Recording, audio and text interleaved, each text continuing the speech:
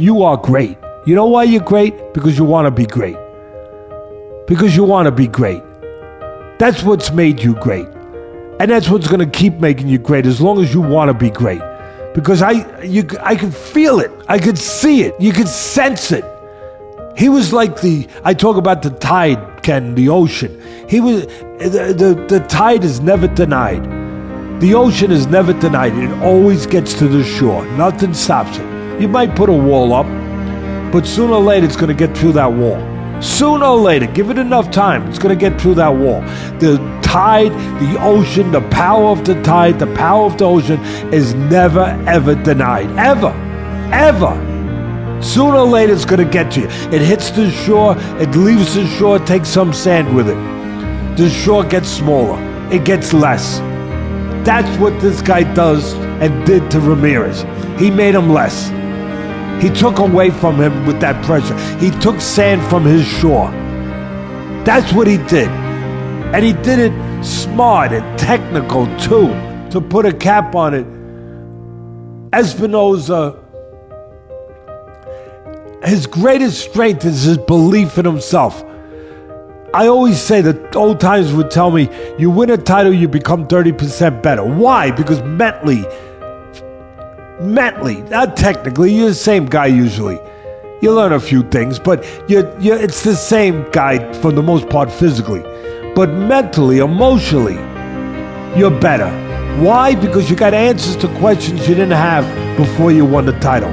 That you belong. That you could conquer at that level. That you could be a world champ. That you are that good.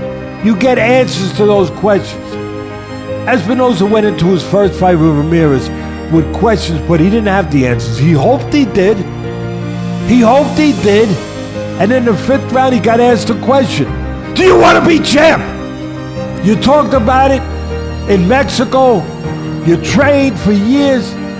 You said you wanted to. Okay, now you get to prove it. You just got dropped.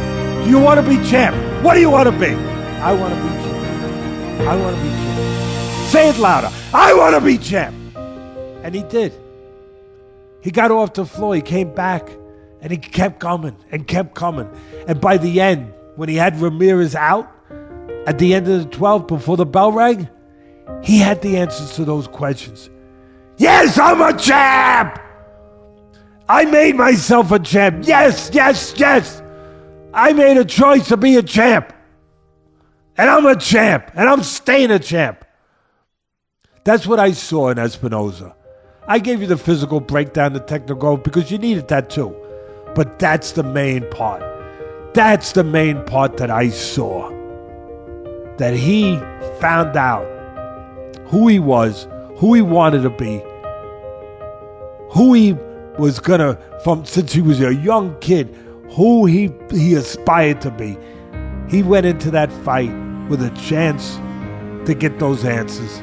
He got the question asked, and then he gave the answer. And at the end of that, he knew.